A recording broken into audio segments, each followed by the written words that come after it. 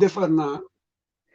Auzubillahi minas shaitani rajim. Bismillahirrahmanirrahim. Maa ngi sant yàlla di julli ci yenenteem bu tedda bi Muhammad sallallahu alayhi wa sallam ci ñu may fekkee wér ak wérle pour dajewaat ak yéen tey. Last week amoon nañu very interesting conversation, very interesting discussion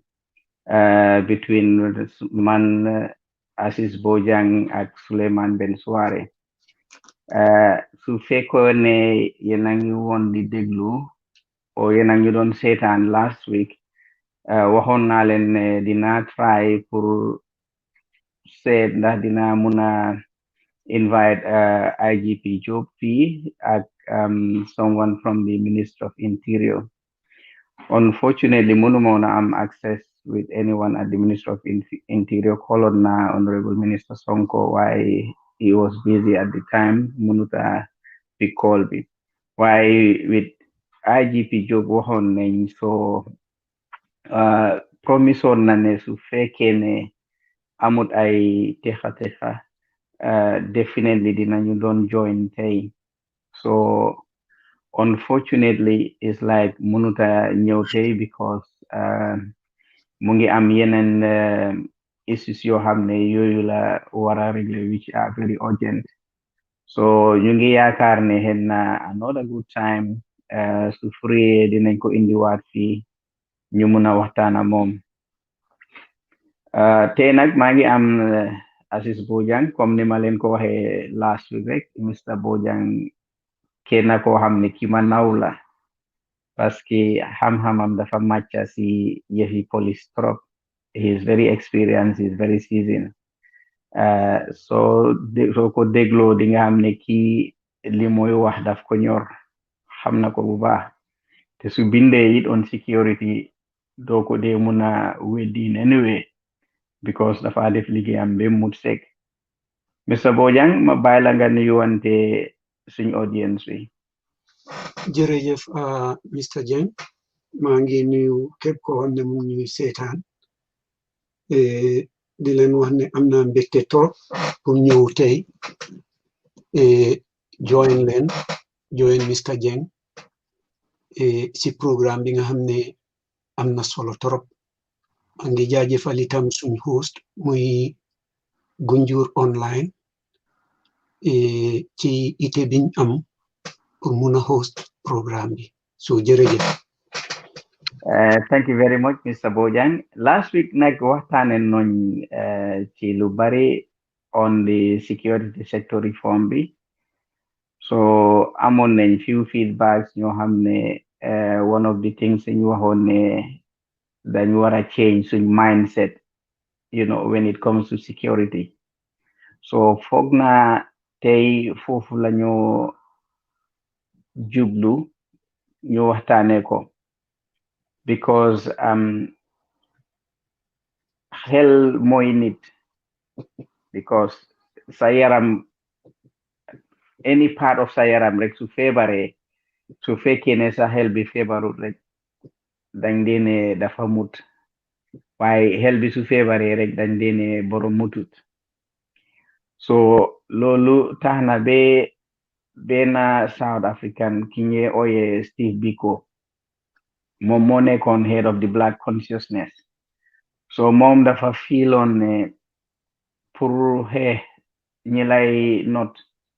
danga wara sa xel dafa war a mut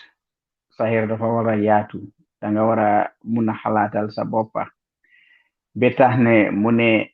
the most sophisticated weapon in the hands of the oppressor is the mind of the oppressed. Mooy gànnaay bu gën a rëy ci loxo koo xam ne daf lay not mooy sa xel yoo koo xam ne yoo la mooy not. Mu ngi mel ni in other words su fekkee ne borom control na sa xel rek kooku control na sa yëpp because ni ngay xalaatee and everything dafa nekk ci loxoom. So soo seetloo suñ security service bi comme ni nga ko waxee woon Mr Bojang soo ko seetloo is like most of it dafa still rest on the colonial, structure. So hen ranking si halad ute tuti rek why operative sector bi is more colonial. Even so, state law, police act B, public order act B, and all those things, speaks value about the mindset of the current security service. So yow si sa gis-gis naka nga foogee ne police bi ak suñ security bi war nañoo change seen mindset ba mun a méngoo ak jamono buñ tollu tey. jërëjëf benn xel du xel xëj na li may wax mun na am du méngoo gis-gis ñëpp waaye li nga wax mooy dëgga ne ñun suñ police bi concept bi ñu jox mooy bi fi tubaab bi indi woon te musuñoo question li tax tubaab bi indi ko fi wala lu tax ba tey ñun ñu ngi cee sax te ñoom ñi nga xam ne ñoo ñu ko indil ñoom jóge nañ ci loolu ñu ngi ci leneen security muy kaaraange tubaab bi bim ko fi njëkkee indi police daf ko indi pour aar ko moom digganteem ak nit ñi ndax xam na ne daf fi forcé boppam te faw mu am ñoo xam ne duñ ko nangul moo tax mu jël ay nit ñoo xam ne ñoo koy aar lim leen gomloo askan bi mooy kaarange réew rek moo ko yor kon réew moo ko war a mun a yore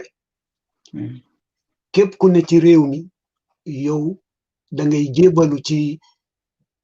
nguur gi ñu aar la moo xam nag ndax niñ lay aaree doy na la am déet loolu munatuloo ko question lu yàgg na fi te ba tey mu ngi fi li loolu tax na ba suñoo organise nit ñi suñoo jël police dañoo jël ñi nga xam ne dañ am kàttan parce que liñ gis ci police mooy no comme li nga wax noot nit ki dóor ko mbugal ko toroxal ko wala ëppal ko mu daw bokk na ci mandarga yooyu tey soo seetee police yi liñ gën a mun mooy match te boo laajoon police yi lan mooy significance yi match kenn du la ko mun a wax dañ lay ne discipline yar waaye xanaa yar kañ jarutoon ñu match nit mën na yaru fekkam du match waaw kon dañu jox loo xam ne su ma yeboo ci psychologie li ñoo ne operational conditioning suma benn professeur mus na ma jox benn audio may ko seetaan mu ne dafa am scientist yu jël ay golo def leen ci benn béréb ñu jël banaana def ko ci benn bant ci kaw xam nga goloog banaana rek waaye golo buy eeg bu ajee banaana bi ñu sooti golo yi yëpp ndox golo yi bugguñu ndox so ñu dem ba yaaga léegi golo bu yéeg rek buñ la sootee ndox sa moromi golo yi dañ lay dóor parce que ñi mel ñoo yaa ñu indil lii waaw ñu conditionné leen ci ba mu yaaga gannaaw si ñu génnee banaana yi waaye banta bang fa waaye golo bu yéeg rek ñii dóor la xam nga kon yeneen golo yi ñëw ñoom xamatuñ li tax ñu doon dóor waaw so waaye nag noonu lañ ko fekkee comme waaw suma baay nee na daal ku fi yéeg dañ lay dóor kon boo yéegee dañ lay waaye there is no questioning about lan moo ko waral waaye léegi nañ ñëw ci security kaaraange concept bi pour ñun dañ ko mbuboo ak secret mooy ne ki ngay aar du xam li nga yor du xam fi nga koy xaaree kii def lu bon itam always dañ koy yoot téye ko moo xam nag dañ koy bàyyi mu yaaxa ba pare ñu téye ko waaye daal ñun suñu ité mooy téye defkat lu bon te loolu dafa am important dëgg la waaye tey su fekkee da nga am tool ñu dénkala ko ne pour nga otu tool bi am nga 2 options nga taxaw ci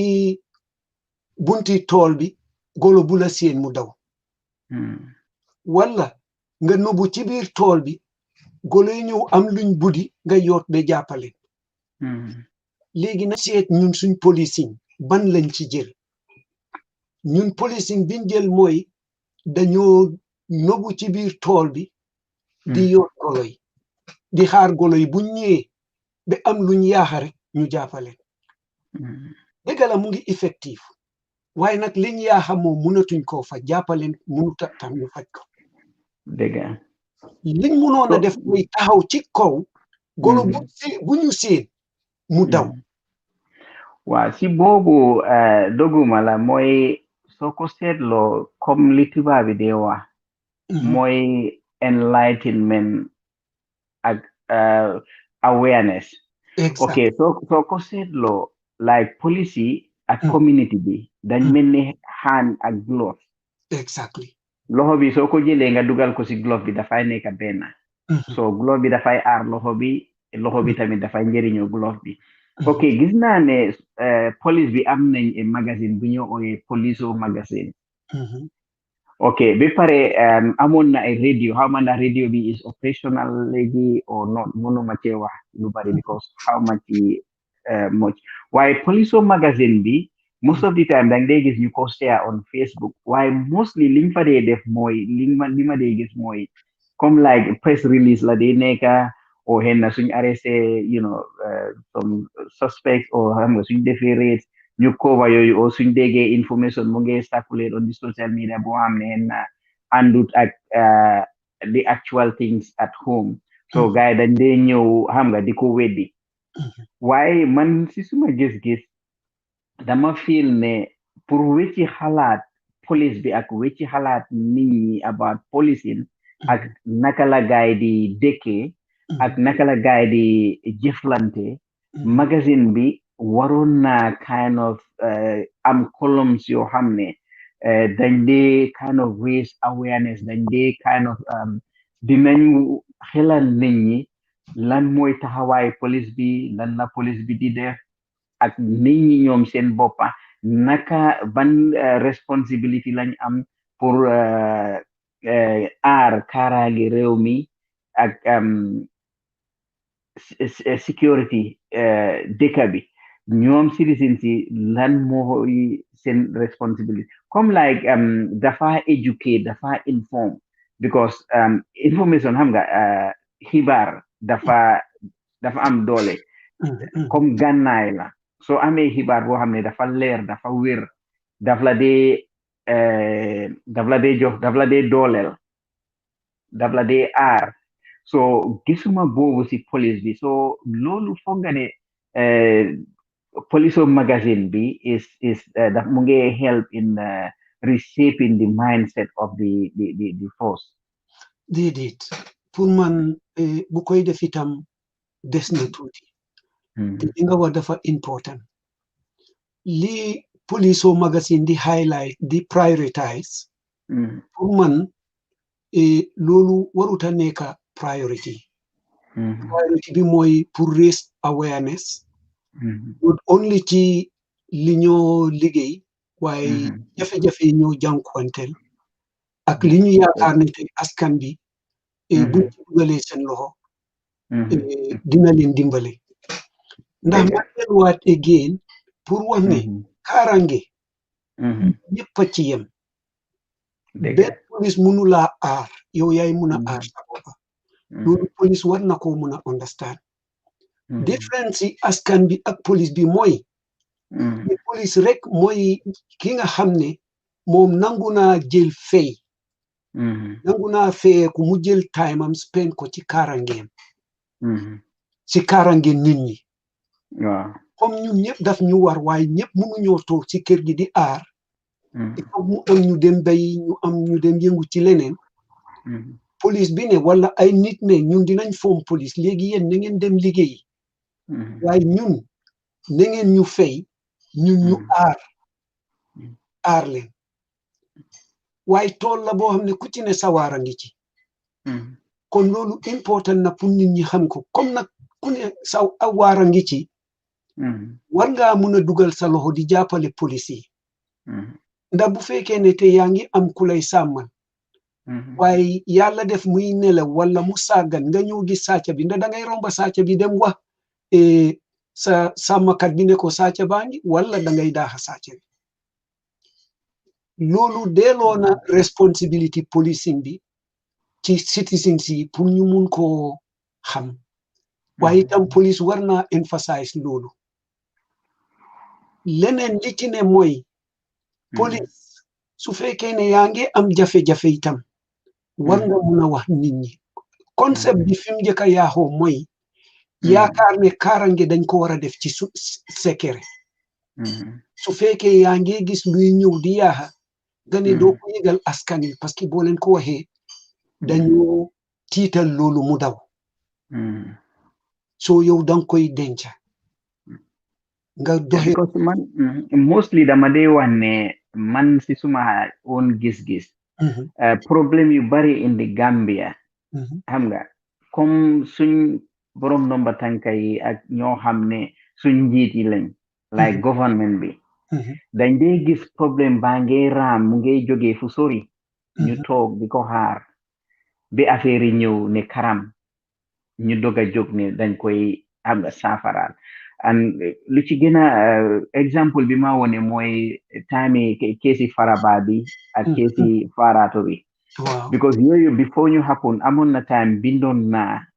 ci yooyu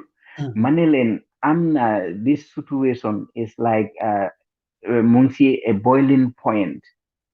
before nga toog nga xaar dem explode nga ne dangaa jóg am nga di ko lifin nga gàttandu ko moo gën waaye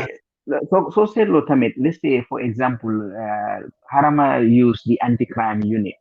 xam nga fi mu nekk nii is like anti-crime unit bi dafa mel ni mu ngi on the fence am na ñu bari ñoo xam ne bugguñ ko because feel nañ ne anti-crime bi xam nga dañ dee abuse xam nga seen office dañ dee tocco nit ñi dañ dee extort xaalis si nit ñi am na tamit ñoo xam ne xam nga bugga nañ anti-crime bi mu continuer because feel nañ ne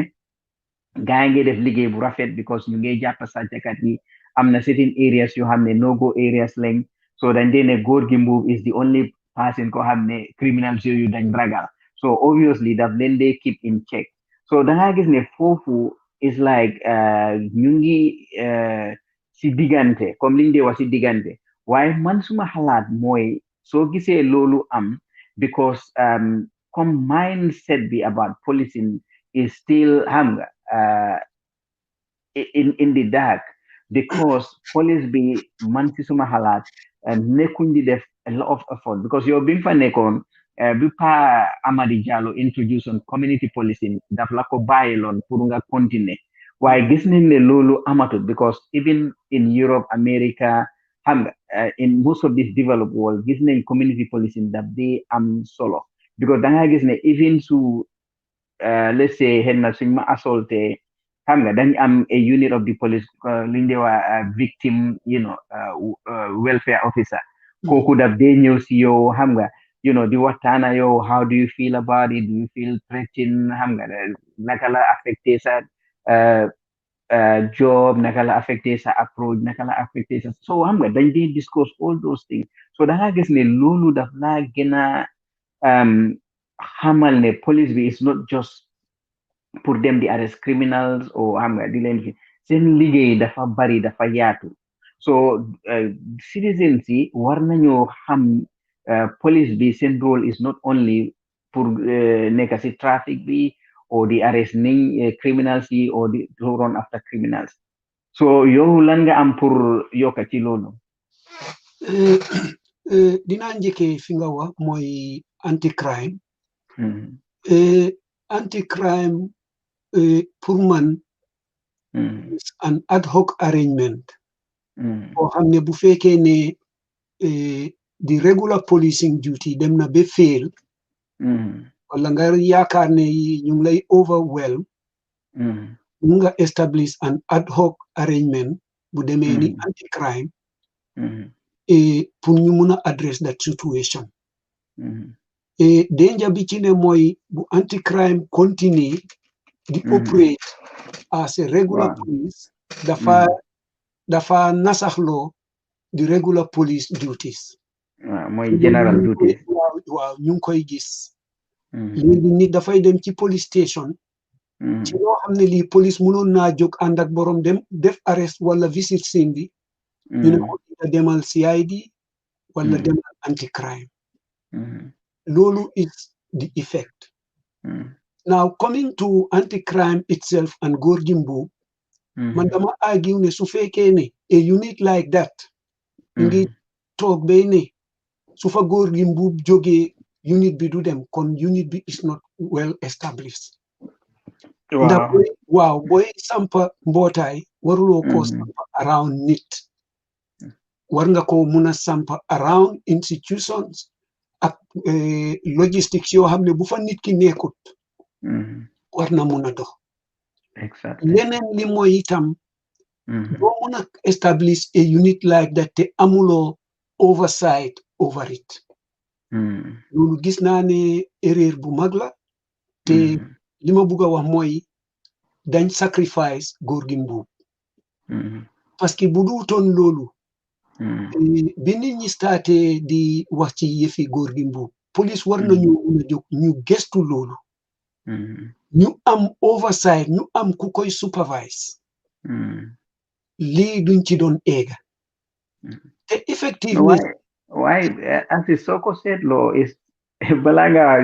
comme like anti-crime because ñu bari dang day gis ne civilians yi dañ day make seen comment who is policing the police. Yeah, because police bi war na am ñu leen a police. Exactly. So waaye danga seet fii comme like dañ dee am ama naka lañ dee ooyee guys just comme like dafa am a unit boo xam ne you know police yi ku am complaint whether police nga or civilian nga si ñoom nga dee dem nga lodge sa complaint so ñooñu ñoo dee conduct seen investigation they are an independent body from the police waaye dangaa gis ne am nañ personnel yoo xam ne am nañ security background am nga fii like mun nga dem university nga def you know bachelors on policing ak management mun nga def you know bachelors on criminology at police administration. So courses yaa ngi bari you can study about policing fekk nekkuloo even police officer sololoo uniform. So mun nga study yooyu nga nekk a private detective boo xam ne xam nga comme like nit ñi dañ la dee hire nga investigate leen you know whatever ñu bugga. So loolu I think need nañ ko at this time in the Gambia because of course understand naa ne there is a position of a police advisor koo xam ne kooku dafa advise IGPB on xam nga police management and police related matters waaye dangaa gis ne need nañ that police that independent body boo xam ne dafa police the police comme like issues like xam nga lu happen on in Faraba ak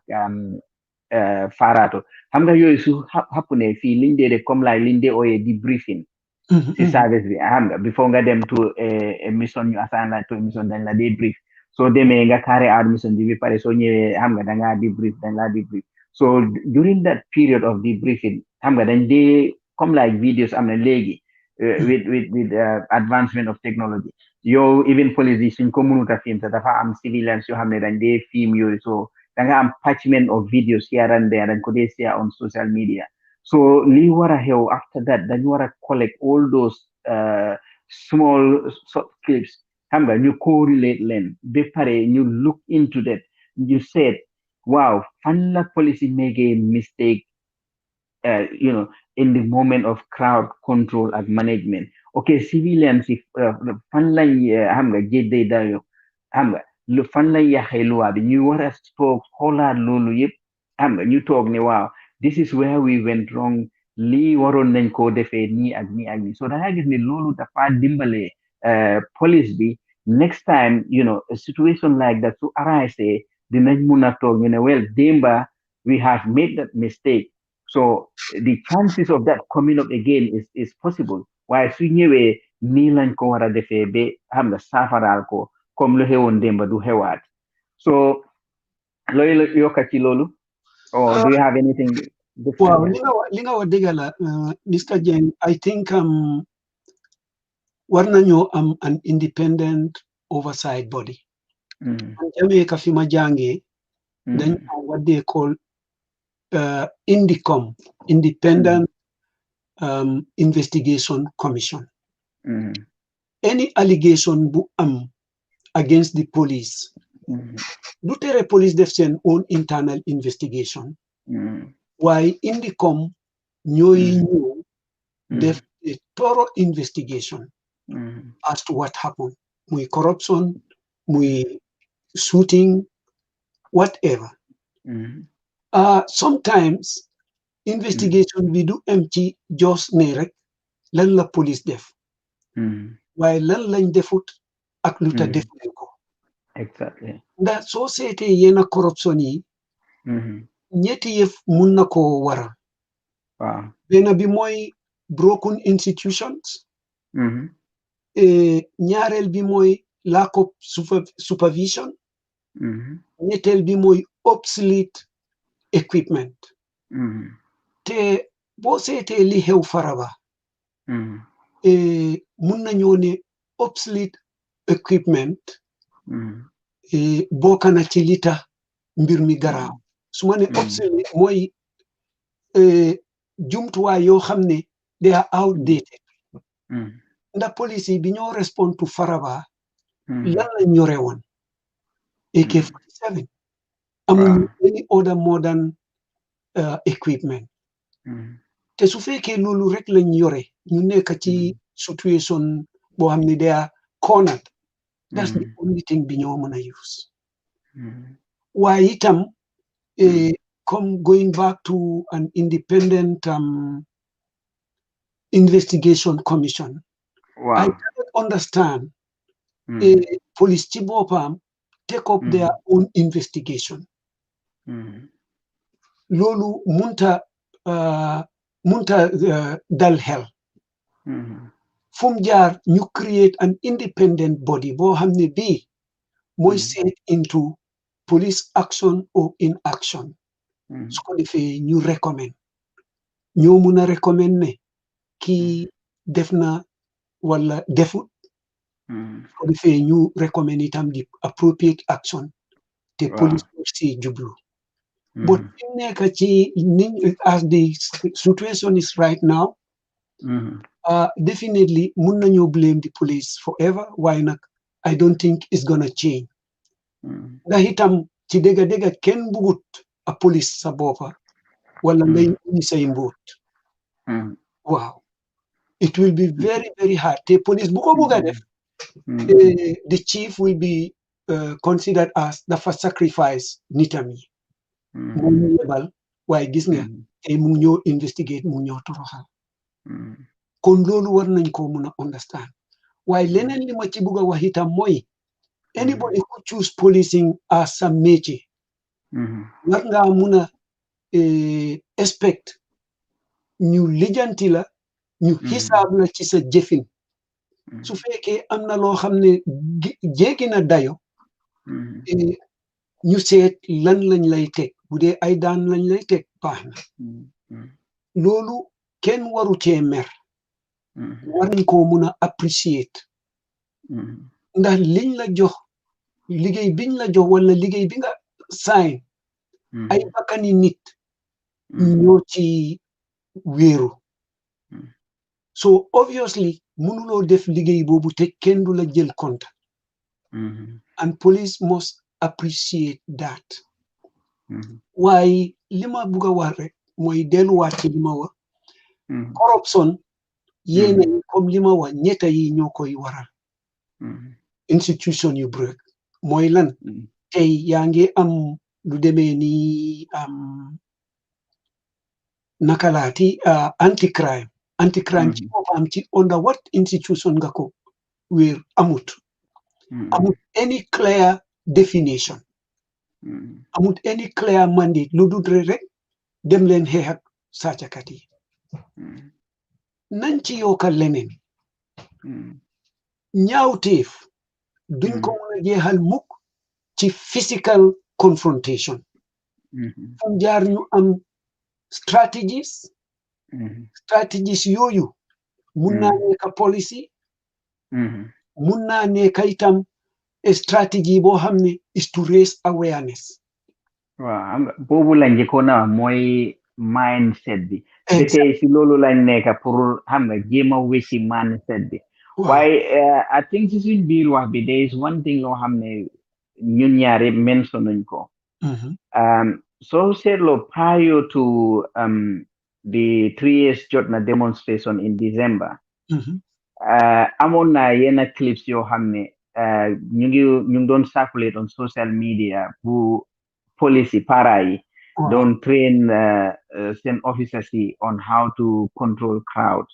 So in some of them xam nga da nga gis ne ay benn jaxa ak foog naa few boys and doon ñëw xam nga gaa ngi amee seen seal si so ñu ngi wax di leen provoke di leen saaga. So xam nga they were all xam nga kind of waiting, they were all calm. So situation like boobu xam nga is kind of how would I say it's condition comme ni nga waxoon reference in golo yi is a condition situation because da nga gis ne psychologically dañ dee ne demonstration xam nga mun na change mun na jël any form or shape at any given time. A very peaceful one could within the blink of an eye turn out to be very violent. So xam nga yooyu yëpp dafa boil down to li ñoo wax mooy training, effective training. Training boo xam ne dafa measure up to the realities of the day. Exactly. Because xam nga doo wax ne crowd control ak crowd management danga ko train or rehearse ko in a kind of a conditioned environment or circumstance or situation because loolu dafa kind of omit a lot of realities. Understand that? So with all the training, what would have assumed ne suñ génnoon ni 3 years jot na bi mujjee it would not have ended like that. Understand that? Why come like loolu was one of the questions you have ne senoon naa ko si IGB. Bugoon naa xen na moom as head of the administration moom xam nga lan biñ gëstu woon loolu what was his position lan la feel ne they have not done handling it properly and then given another opportunity they would look at it differently and how differently would they have looked at it. So training bi in a nutshell training bi is very very essential. Gisoon nañ ne tamit the French police ñëwoon nañ di train guy but was that adequate to prepare them? Because despite all the training, this nañ how it the 3 years jot na demonstration ended. I know. I think 3 years jot na demonstration bi amna lu bari luñ ci mëna laan amna a lot of positives in as much as I was against police action and say li ci positive amount of crowd bi génna and casualties so then compare with what happened in Faraba because there is a far improvement. So maybe lolu mun nañ ko attribute to equipment because this time then I'm less than lethal equipment. Why li gëna am solo moy planning bi because training is not adequate but the planning could be poor. Soy plan operational planning da ngay create scenarios. Exactly. And you have to create not only one but maybe 2 to 3 scenarios. Scenarios you will have to take into consideration 3 things. Resources. I think man si SUMA GISS GISS ñoom xam nga when you going into managing and controlling a crowd there are 2 fundamental plans yoo xam ne dañ very essential bi ci njëkk mooy entrance strategy bi ak exit soo duggee waa exit bi is the most essential because entrance strategy bi boobu could be well planned dafa fekk ne xam nga gars yi ñëwaguñ ngeen ñëw station seen bopp and everything so exit point bi is where in things xam nga turn out na you know in a way boo xam ne it wasn't planned naka ngeen ko container ba xam nga génn make sure ne everything xam nga comme like casualty living amount xam nga mun ngeen a effect very minimal essential arrest and then disperse crowd bi so yooyu gis nañ ne boobu in both instances exit strategy bi always daf dee nekk a disaster waaw waaye Mr Jeng nañ dem ci scénario bi ma la njëkk a wax waaw soo jëlee these three scénario comme li ma wax planning scénario bi resources bokk na ci waaw cost of that and the impact dangay create those scenarios there could be an effective scenario but it's costly there could be one that is less effective but it has an impact and so it's the impact it should also include the political impact because I need ngay liggéeyal te politician nit ñi mbuba lañ ci moom exactly su seedee jël nit ñi sol leen bu tàngaayee buñ ko xoppalee mu tàngaay mustaad di leen sireeku daf leen sacrifice so in planning dangay seet the impact on the people the political implication for the actions yi ngay jël xam nga bi effective na is cost effective waaye buñ ko defee mbaa du cause some political unrest or upheaval buñ jëlee scénario yooyu yëpp léegi ñu ñëw seet biñ yaakaar ne moo gën a effective in terms of cost in terms of resources in terms of impact ñu jël loolu then ci ngay mun a plan sa entry and exit te in any riot situation at the back of the police li ci war a njëkk a nekk mooy escalation and de-escalation you escalate su fekkee ne protesters yi ñu ngi escalate waaye su fekkee ñu ngi retreat nga de-escalate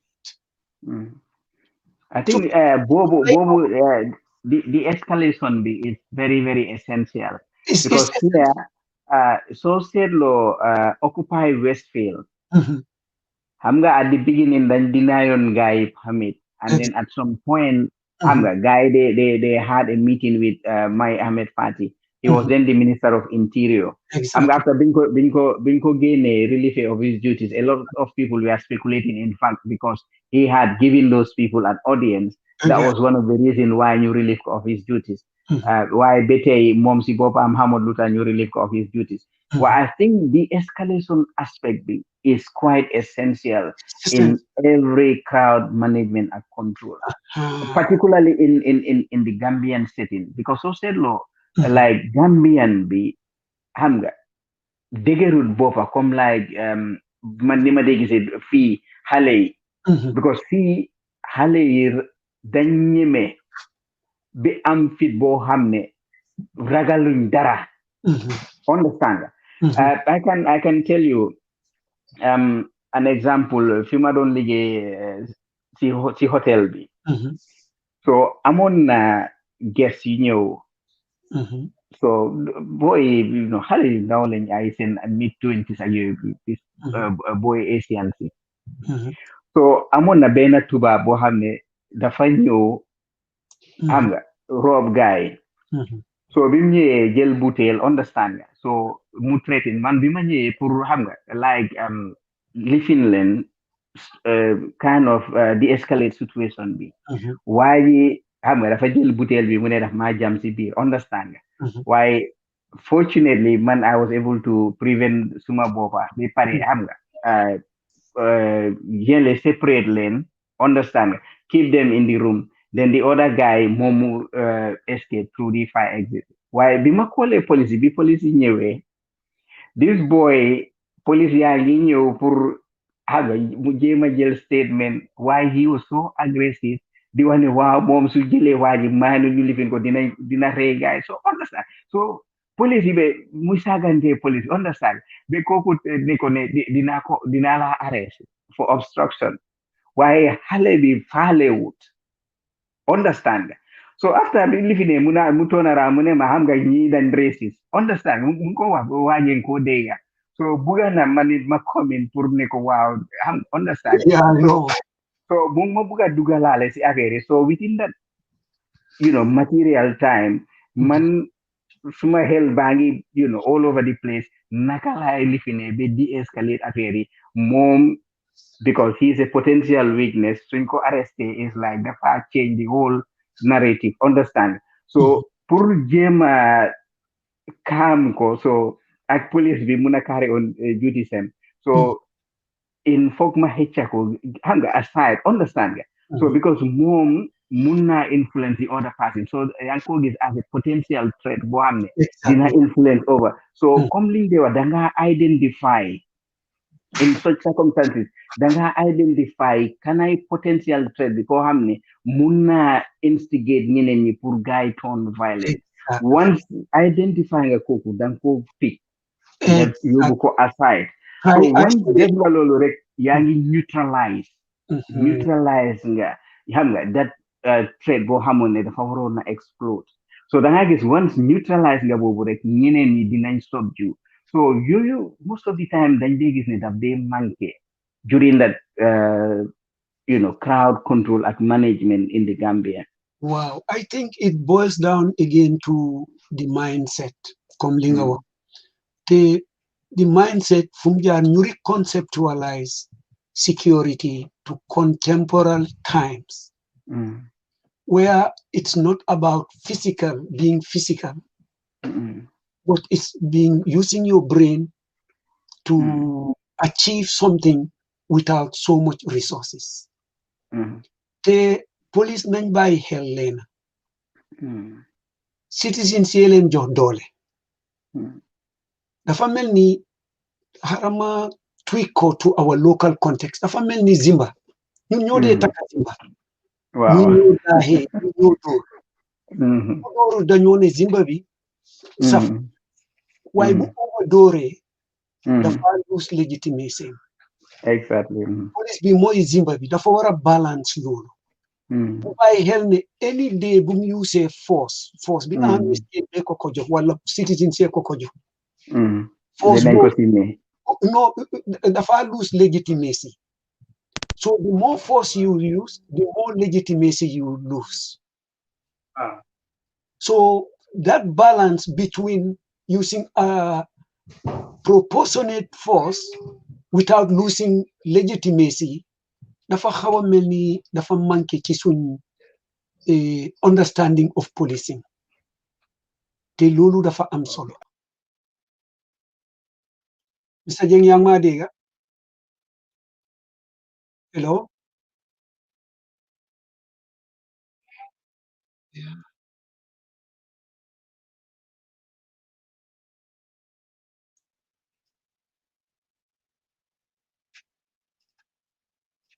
hello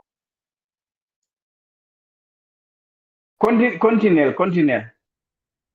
sorry yes li ma doon wax mooy scénario boobu police daf ko war a bàyyi xel waaw the more nga use sa power rek the more nga lose legitimacy fu jaar nga find ways of dealing with situations boo xam ne bii still dina la sa legitimacy ak sa credibility because soo lose legitimacy no matter what you do nit ñi duñ ko gis so loolu dafa war a sink into both management waaye frontline officers leneen li war a sink si ñoom mooy comme police métier la wala kaade la ute uta kii liggéey ci restaurant dangay dem ci restaurant nit yi saaf la nga am lu la neexut nga wax ko nonsense smile rek ne la thank you xam nga kooku gisula as a problème daf la gis as a customer. Wow. ñu itam police yi noonu lañ war a gisee nit ñi ndax man dafa am leena lu ma jàngoon bi ma nekkee e constable dafa am benn criminal boo xam ne daf ma jàngal besin boobu ba tey faatewuma ko dama musa téye nit detain ko ak Farafenni police station he's a criminal ma jàppa ko because he was responsible of a lot of breaking mu nekk ci seel bi bugg a wax ak man ma ne ko duma wax ak yow fekk waxuloo ma what you did I'm not gonna talk to you mu try ba tay munta am frustrate mu ne ma Aziz yow jiitaru xanaa amuloo ne bu duutoon ñun criminal yow leberes ngay doon xam nga wax ma xari but bi ma toogee reflect diga kii li ma wow from that point thinking of policing crime and offending dafa change completely to the extent ne no matter lan nga mun a def I will listen to you no matter lan nga mun a def I will treat you with dignity parce que yow yaata ñuy may fay exactly wow bu crime amutoon government dafa ne the spending on policing is too much let's reduce the budget what does that mean wàññi ay police amaat na dinañ ma ci wàññi te ci situation boobu lañ ne tey soo gisee ñuy wax reform police yi yaaxa nañoo yaaxa ba they are no longer sustainable te dañ doon liggéeyal réew waaye gis nga fi mu ne comme li ma wax rek buur tàngaay na ñu leen simeeku soo reform daf leen di génne kon lu ko fi jar dara waaye am nga olof njaay tamit dañ ne nit ki li ngay uyoo danga koy nuru waaw okay so seetlee turi Gambia police bi is still called Gambia Police Force waaw so seetee element force boobu at the end of the police so literally mu ngi laa woon ne ñoom si doole la ñuy soxandeko so luñ mun di def rek ci doole la mooy nekk so xam nga boobu conditionally mu ngi set the mind of the officers ne you have to use force to execute said duties loolu moom dëgg la so bete si mindset bi lañ nekk so boobu tamit nekk na benn fànn boo xam ne war nañ ko gëstuwaat seet ndax ida dañ ko génne rek ne Gambia police or henna in most other countries dañ ko ne just police so regionally henna ñu ne Brikama police Basse police Banjul police or xam nga henna just Gambia Police Force waaye region bu nekk comme like fii xam nga dañoo ne Metropolitan Police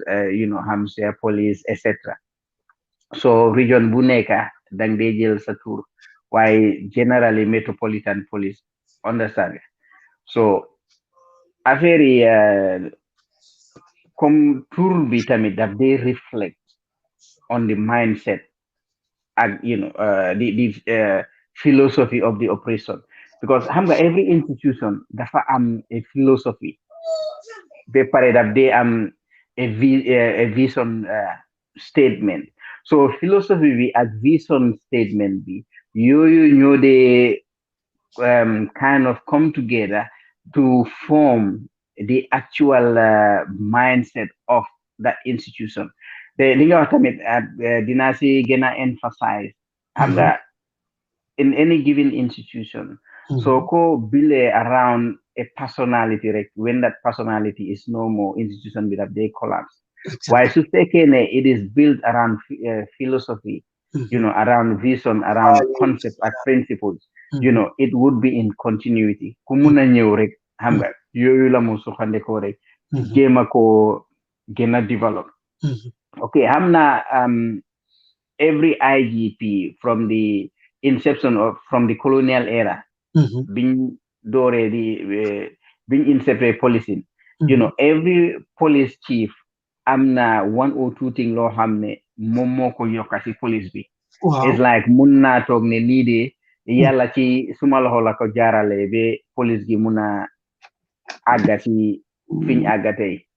so boobu bokkoon na ci one of the reasons yoo xam ne bëggoon naa laaj IGP Jobe moom yan things bi mu nekkee IG what are the things yoo xam ne dina gëstu ne lii de yàlla ci man la ko jaarale man ma drag police bi or ma indi police bi to that level understand because xam nga Kinte bi mu fa jógee bi mu amoon that interview at Kër Fatou mu ngi doon wax so many other things yoo xam ne mu ngi ko initiate on si police bi so loolu taxoon na a lot of people ñoo xam ne we are calling for his head to roll pour ñu daxa ko or mu resign turn around and some of them openly apologized to him and some came on the social media and apologized because xamuñoon yooyu so these are things yoo xam ne comme like opportunity boobu la buga accord IGP Job wherein he can come in and speak to people so that you muna understand this is what he is doing so that people can sympathize with him. A clear example mooy that Sergeant Jaju am moom bim génnee xam nga nekk si ndox bi di def service am so she wasn't conscious ne xam nga and it wasn't a kind of condition nekkutoon di ko def pour impress someone she was doing it naturally because feel na ne loolu juuteem la so someone somewhere took a photo and then photo boobu bim ko share on the social media it went viral so boobu kind of at that time build on a new image of the police understand build on a new image of the police so better ne a lot of people started kind of connecting with the police they appreciate send services a lot of people made a lot of donations understand so Bobu is one example Bohamne is very essential understand so Bobu su fekkee ne xam nga comme li ma wax la xam nga police magazine bi ak this social outlets yi police yi and those in government war nañoo waruñoo kind of daw invitations yi when people invite them to come in is dañ ko war a gis as an opportunity wherein they can come and expose themselves understand nga ñu waxaan nit ñi xam nga nit ñi understand seen position mun a understand seen limitations because xam nga comme liñ ko waxee at the beginning information is power te nit ki du la mun a xam waxuloo ko yaay kan te xam nga soo see liñ dee wax bala faa be longole bala nit ki ite bala faa laay i maalong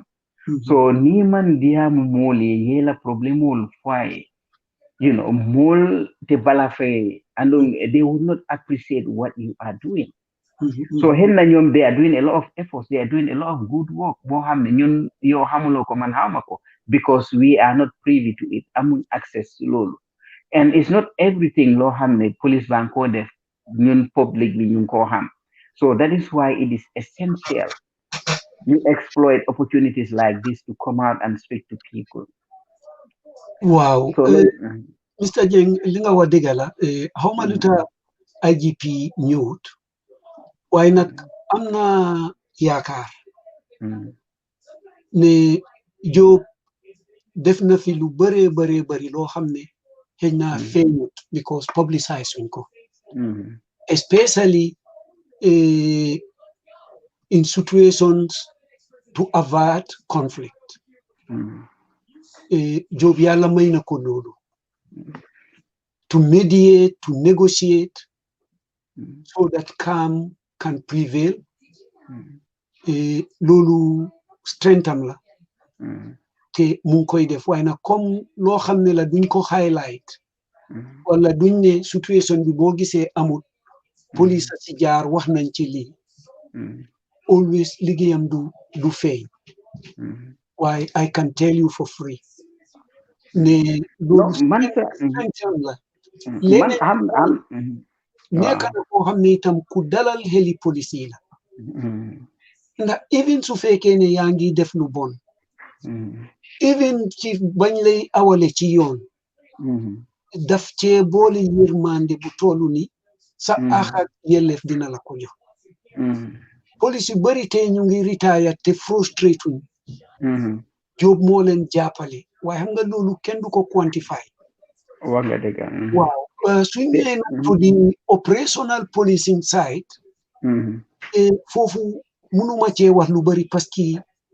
itam I am not in touch waaye nag li ma bugg a wax mooy foofu the problem is big because it's not only about the head but it's about the mindset of what policing is or what it should be foofu ba tey departuñu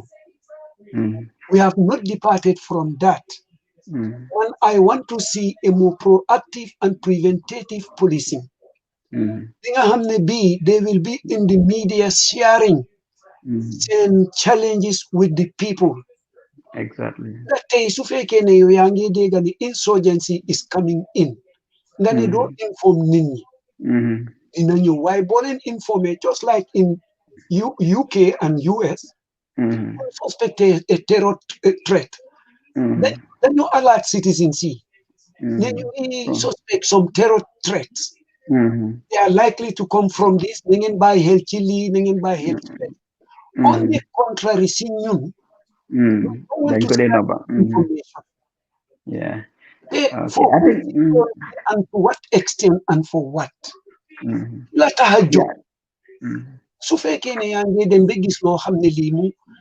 ngi ñëw ne ko ci lii laa ne de mu ngi ñëw ci yow. Def two things. Bu ko mu stop dina moytandeku. Su loolu ñëwee impact bi du am doole parce que already nit ñi are aware of what sort of threat it is. So it all boils down again to this mindset ne security is secrecy.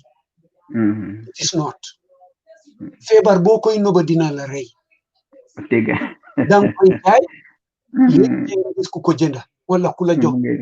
loo ko faje mindset have to change. And yoka ci li nga wax ci Job man am naa that personal experience with him. Amoon na benn case benn female activist daf ma call on mu wax ma ko bi ma ko callee ma explainal ko actually dama ko njëkkoon a call so awma ko mu return suma call den ma wax ko and mu assure ma ne mu ne ma lii dinañ ko investigate gis na ci dugga na ci seet ko ba pare call ma jox ma feedback ma callaat ndaw si jox ko feedback and most of the time moom soo ko callee ak ko mun di nekka soo ko amutee rek su free daf la day call back. Exactly. So loolu is one thing loo xam ne ràññee naa ko ci moom experience naa ko ci moom ak lu mun di mel he is very open daf dee wax so ñun dañ dee wax at suñ personal level dañ dee wax at professional level so moom xam naa ne he has that open door policy anytime soo demee pour gis ko di nga ko gis so boobu ñu ngi ko ne gàcce ngalaama ci loolu comme liñ dee wax nag lu neex du doy. Exactly. So fi mu nekk nii waxtu bi jàmm nañu is already 1 hour so ma bàyyi la rek yow nga wrap up and then that will be it be beneen dimanche inshallah. waaw lii moom dinaa ci sawar trop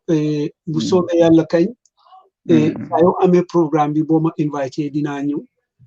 maa ngi gërëm suñ audience yi ak suñ host Gunjur online di leen jaajëfal waaye di la jaajëfal ci xalaat bu rafet bi nga am ci ñu toog waxtaanee suñ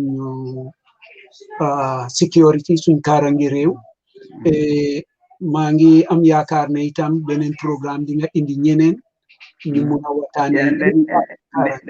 next Sunday bugga naa invite ki alkali Yafa ak ki Nana Maketa because ñoom it xam nga they all ñoom they from the army. Yes. So ñoom ñaar I'll try and bring them in next Sunday inshallah ñu waxtaan seet ñoom lan mooy seen gis-gis si suñ security sector bi ak ñoom lañ foog ne army bi loolu lañ war a def pour gën a advance suñ security bi. So maa ngi laa jërëjëf bii moom ñun ñaar suñ programme la. So léegi man duma suma programme de ñun ñaar ñooy co-host bi léegi. So inshallah thank you so much jërëjëf. So dina try tamit su fekkee ne I can still get job next week, it will be fine. If I cannot get him still, dina wax alkali Yafa ak Nana Maketa and see if they would be willing and they are free to join us. So jërëjëf Aziz Bojang, thank you so much. Thank you. Ni nga jëlee sa time pour ñëw fii share sa ideas di ñu gën a xelal man moom I think I just love listening to you talk about, security. Definitely, because dama dey janga a lot from you. Dama dey janga a lot. Definitely, I'm learning a lot from you. Jërëjëf, thank you so much. Thank you so much. Yéen it ñu ñooy déglu ñu ngi leen a ne gàcce ngalaama leen jërë ngeen jëf. Ñu ngi leen a dig dox daje ba next Sunday inshallah. Comme ni ma ko waxee rek dinaa try ma contact brother Alkali Yafa ak brother Nana Maketa and see ndax dinaa mun a am those two great officers pour ñu gën a mun a waxtaan si security sector bi jërë ngeen jëf ba beneen dimanche inshallah.